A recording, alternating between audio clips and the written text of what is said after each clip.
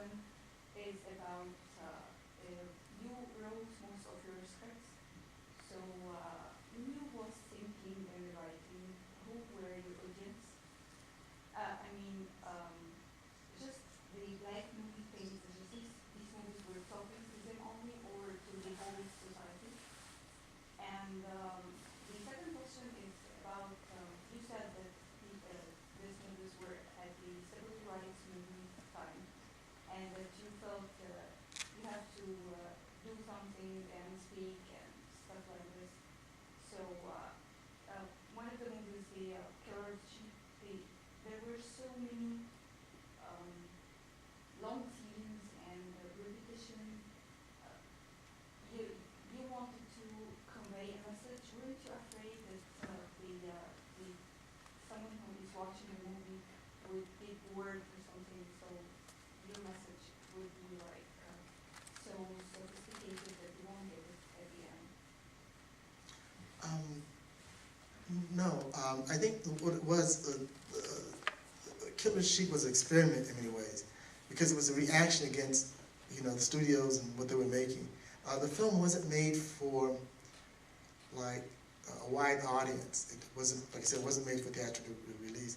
It was made. We were making films that we were trying to get people in the neighborhood to see the films, to sort of carry on a dialogue, discussion of where we are and where we're going, and sort of images that we like to promote, and so that was it. It was more or less a tool for social change, a tool to create a dialogue, and it was also for the black community on one hand, but it was for everybody, because we grew up in this community where it was very diverse, like in terms of art films. When I was going to school, like if it was, a French, German, whatever it is, film, it was like art films, because those films were speaking to us. We wanted to make films very similar in a certain way, not the sort of box office success and things like that, what was going on, but the films that sort of, conveyed some, message or idea or enlighten people to some extent, and let me care about, trying to entertain people. Entertainment was the last thing that was on my mind, so it was trying to, not necessarily discover a new language, but in a sense, yes, one that appeals to people who are in need of a different, sort of, image and story. But all the community was aware of this, what was going on in this black society. All the community was aware. I mean, I felt that there are some scenes nobody would recognize, but the people that are living in this society. Well, basically, we wanted that particularly, and share whatever else with everyone else. Like the language is supposed to speak to people who are familiar. I mean, the film was supposed to speak to the community, and basically that's what we were doing at UCLA at the time, actually, trying to tell our stories, And we did get a chance to have it shown in different black communities. The Pearl Bowles and Oliver Franklin had this touring film festival thing that showed in different communities and things like that. So it did get a limited amount of airing and showing. Okay. Unfortunately, I haven't seen your films yet, but I'll watch as many as I can this week. But I read this paragraph comparing your work and its importance to Italian neorealism, and I was wondering, you were just saying that you studied art films from France and Germany when you were at school. Was there anything about specific things about Italian neorealism that struck you when you started watching those films? Yeah, I think one of the things was it was a sense of honesty. I mean, it gave you the impression that you're looking at reality in a way. And there was distrust for the media in a way. But what affected me more than I think than neorealism was I used to like, I did like, still do, documentary films. And there were some filmmakers there that I really, really felt an affinity to. Yours Evans, who I met years later, was one. And one of the filmmakers, Basil Wright, who taught at UCLA, was very important. He did Song of Salon and things like that. And he was really instrumental. Please. One of the things I really like about your work is the acting performances in them, and the fact that you use amateur actors along with professional actors. Can you talk about the difference in working with amateur actors and professional actors? It's a big difference. If you have the time, amateur actors can be very good. If you don't, it's very difficult, more or less typecast in many ways. Even that's problematic.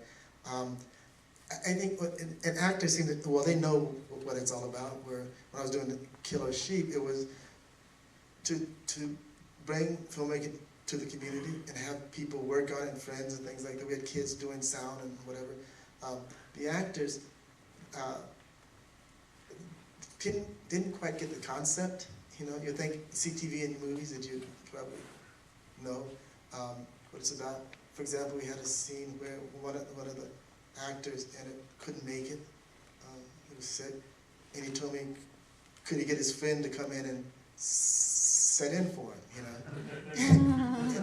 at that point, I need that. You know, it's not like football; you can change quarterbacks, you know, seamlessly in that manner. But I thought he was very good in many ways, and because he was a friend of mine, I took all his time. But so I knew that then it wasn't clear to them what was going on. But when you get another actor who's really good, has presence and like that, he can be really good. But working with professional actors, I mean, and particularly when you have time is an issue, you know, and things like that, and needing to get something done, you can't really beat them. Unless you have months to work with a non-actor, you know, things like that. Unless he's someone very special. Other than that, an actor, what he brings to the screen. I mean, a real good actor. There's a lot of actors who've been acting, you know, but the ones that are very good, those are the ones you look for, and they're the ones who carry the mood the largest, and you can do anything. I just wanted to thank you for keeping Lori Petty in the glass shield, because I love her performance in that. I think she's such an authentic actress, and I just wanted to tell you, love that performance. The gentleman in the back. So a couple questions. Actually, I'd like to hear you say more about your R.C. events and sort of how, you know, his politics are in the film, particularly his older work from the 30s and the Spanish Civil War. But also ask you if you've seen a recent film about political filmmaking called Even the Rain, También la Lluvia. Fantastic Spanish film. And finally, have you ever thought about making a film of the greatest story about South Central LA, which is Chester Himes' novel, If He Hollers, Let Him Go, which would make an incredible film, and I'd love to see you do that. Story tailor-made for you. Yeah, well, I had a Chester Himes story, and we came close to getting it made, and, you know, it's... That particular book? No, not that one. We have Crazy Kill, Yeah. which is, we'll change the name of it, But this one's on the detective one, If He Hollers, Let Him Go. It's Yeah. on shipyards in LA in the 40s. yeah, he started writing in LA, 2 cops here. No, I'd love to, and just can't get the studios interested. Sarah. Yeah, I thought in Killer Sheep, I thought the use of music was very interesting, but what I found even more tactile was the use of silence. I was wondering if you could talk about the use of like silent space in your work. I'm trying to remember too much. I mean, I remember Killer Sheep being almost like wall-to-wall music, almost in a sense. Mm-hmm. But one of the things about the music was I wanted to preserve a lot of those old records, and I thought I was part of it because a lot of the music I listened to as a kid, it created images, you know. And I remember talking to August Wilson, and he had the same kind of sort of way of working, because the blues created this sort of, you know, context and images for him to work, and so I had the sort of same kind of a thing going on. But silence, I don't recall too much. I don't think I was aware of having silence as, you know, be conscious of it, in a sense.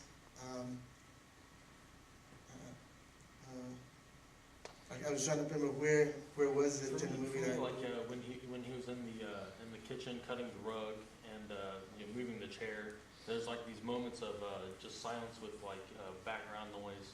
That sort of almost you could feel the antagonism, the inner antagonism inside the characters, and sort of gave them like an extra depth to it.